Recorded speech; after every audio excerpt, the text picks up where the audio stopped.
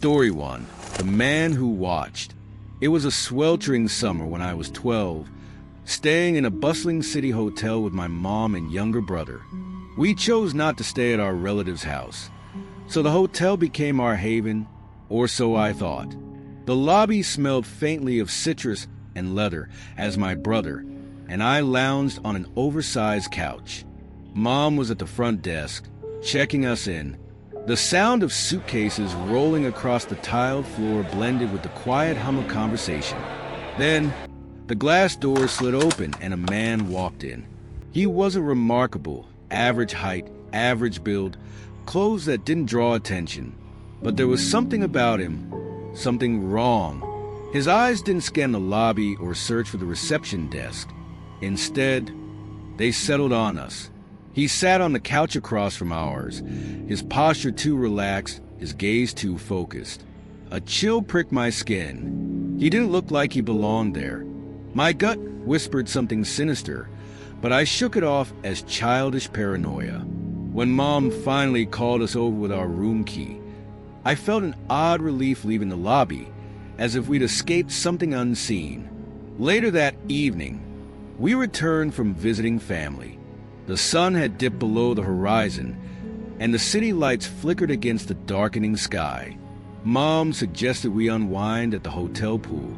We changed quickly, and soon, the cool water eased the lingering unease in my chest. But then he appeared.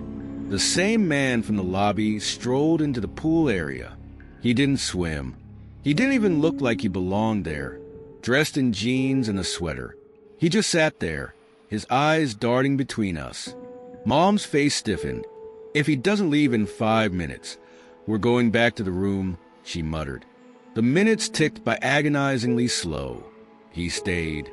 Gathering our things, we retreated upstairs. The lock on the hotel room door felt reassuring, but the tension in the air remained palpable. Mom tried to shake it off with a movie, but halfway through, she got up to shower, leaving my brother and me alone. Then came the knock. "Housekeeping," a voice called softly. I hesitated. Housekeeping this late? We did need an extra towel. So I cracked the door open, expecting a hotel staff member.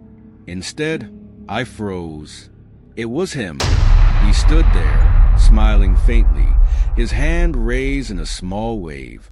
His eyes gleamed with something dark, something predatory.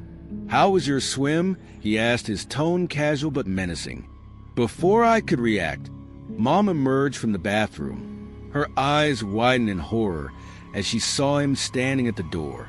She yanked me back and slammed the door shut, locking it with shaking hands. "Call the front desk," she whispered. The man's footsteps faded down the hallway, leaving behind a suffocating silence. We switched rooms that night. Thankfully, we never saw him again. But to this day, I can't sit in a hotel lobby without scanning for unfamiliar faces. If these chilling tales kept you on edge, don't let the fear end here. Hit that like button. Subscribe for more unsettling stories, and share with someone who dares to spend a night alone in a hotel. Your support keeps the darkness alive. Story 2. The Closet. Hotels have always made me uneasy.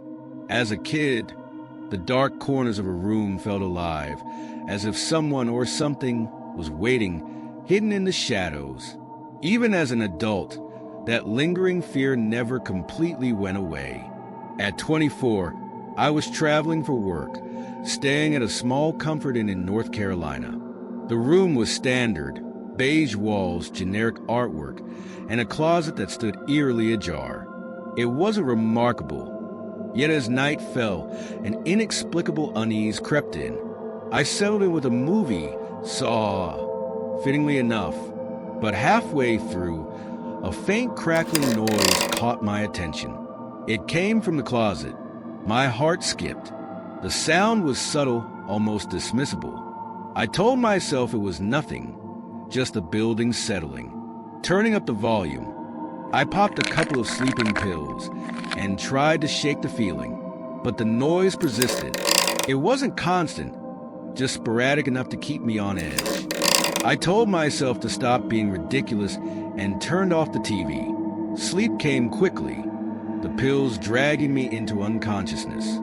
I woke to the sound of rustling fabric. Blinking into the darkness, I strained to see. A shadow loomed near the foot of my bed, shifting in the dim light from the street lamp outside. Panic surged. I fumbled for the bedside lamp, and the room flooded with light. There he was, a towering figure, draped in black, a hood obscuring his face, rummaging through my belongings. His gloved hands moved with precision, pulling out my wallet and watch. My scream shattered the silence. He turned, his face still hidden, and bolted for the door. I was frozen, my heart pounding as the door slammed behind him. He was gone, but the image of him in my room, mere feet from where I slept, haunts me to this day. Story 3. The Visitor. It was May 9th, 2015, when I stormed out of my house after another explosive fight with my dad. I needed space, so I checked into a nearby Quality Inn, desperate for peace. The hotel was eerily quiet. The hallways felt abandoned, the air heavy with silence. My room was on the second floor, halfway down a dimly lit corridor. I spent the afternoon at the pool, the water cool against my skin, but the stillness of the hotel gnawed at me. Something felt wrong. Back in my room, I heard a faint tap at the door. Housekeeping, a woman's voice called. I hadn't requested anything, but before I could respond, the electronic lock beeped and the door creaked open. No! Thank you, I called out. The door slammed shut. Startled, I rushed into the hallway. At the far end, I caught a glimpse of a leg disappearing around the corner. My unease deepened. Later that night, I drifted off to sleep, exhaustion outweighing my anxiety. I woke to the sensation of being watched. A figure stood at the edge of my bed, silhouetted against the faint light from the window. "You piece of shit," she hissed, her voice venomous. An older woman, her face twisted with rage, lunged at me, her hands clawing at my throat. I fought back, adrenaline surging, and managed to break free. I bolted for the door, her footsteps heavy behind me. But she stopped at the threshold as I sprinted down the hall to the front desk. The staff admitted a key had gone missing days earlier. I'll never forget her face, her eyes burning with unhinged fury. I never saw her again, but I don't stay at hotels unless I absolutely have to. Each story ends with unanswered questions and lingering dread.